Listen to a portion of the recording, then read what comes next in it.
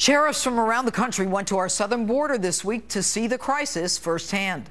My next guest was one of those sheriffs. With me now, Bristol County, Massachusetts Sheriff Thomas Hodgson. Good evening, Sheriff. You're from Massachusetts. Why go to the border? Good evening, Judge. Well, Judge, we're all becoming border sheriffs with this massive influx of unaccompanied children coming in and adults coming in. It's just overwhelming our system, and our governor's talking about bringing 1,000 unaccompanied children here to Massachusetts very, very soon. And you know, when your governor talked about that, haven't some already been brought to the state of Massachusetts? Well, we've already had about 500 adults brought here by ICE on charter flights, and we also, of course, have had unaccompanied children coming and more on the way. You know what's interesting, Tom, Sheriff, as I recall, the governor said that he didn't know that the initial group was coming in, so I suspect that you didn't know either. But what do you think of the fact that they're being brought into your state and your county, and you know, you're getting little, if any, notice of who exactly they are? Well, look, Judge, it's clear that these individuals that are coming here aren't coming here because of the situation going on in their own countries. We know crime is down, violent crimes down in Honduras and Guatemala and El Salvador.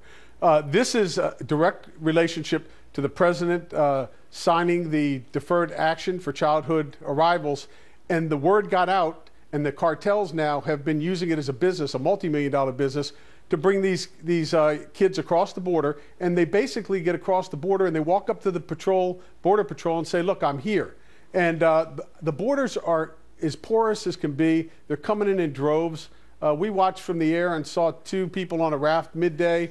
I was doing an interview and saw several guys being pulled out of the brush right on the border. And this is going on all day. We visited the processing center. It's full of kids. And these kids are coming here because the Obama administration has encouraged it. Let me ask you a question. The fact of the matter is, Sheriff, sure. When you say kids, I mean, you know, we have this image that these old babies are coming in, the Border Patrol is giving them, you know, changing the diapers, giving them a bottle, and then we hear about MS-13, and the majority of 14 to 17-year-olds are males.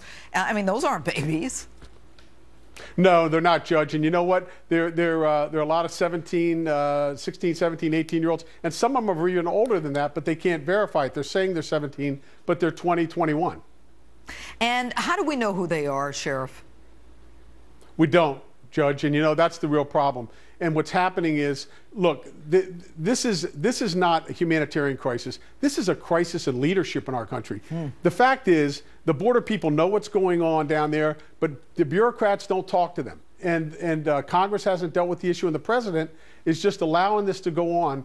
And basically, what we found is that of the 290 that were interviewed when they came across of unaccompanied kids, 230 of them said that they came here not because they were threatened in their country, but because they were told if they come here, they can stay. And they're coming over every day in droves, Judge. How does it make your job more difficult, Sheriff, and the job of sheriffs all across the country? Well, look, when these kids come, and many of them are being put with relatives or whatever, some are being kept at these facilities, but the ones that go into the neighborhoods, they are going to be exploited by the predators in our neighborhoods all over this country. And you know what's real interesting, Judge? You look at these kids in Chicago where they're having 80 shootings a weekend, kids are being killed in the street, and most of them are in more peril than these kids coming from El Salvador that we're bringing here and overtaxing our systems within our communities. And nobody's saying, hey, let's send them to El Salvador or send them to Guatemala because it's safer there than it is in the streets of Chicago. So this is a really poor policy on the part of the president. This is something that could be dealt with quickly if they do what we've been asking in law enforcement for the last 2 decades. Secure these borders and give the Border Patrol and the sheriffs across this country the support we need. All right. And Sheriff, very quickly, because I'm coming up against a break, why do you think he doesn't want to secure the border? Look, it's been well known that the president has been watering down Immigration Customs Enforcement's effort to remove illegals from our country. We've seen it over the last 10 years, well, since he's been in office, and he's had them redirected to doing anything other than enforcement. And I think it probably has a lot to do with the politics. There's no question about it, because there is no good, sound argument that makes sense for the people that he represents in the United States. All right, Sheriff Hodgson, so good to see you. Thanks for being with us this evening. Great talking with you, Judge. Thanks so much. And coming up, the latest on the deadly plane crash and the investigation. That's next. Stay with us.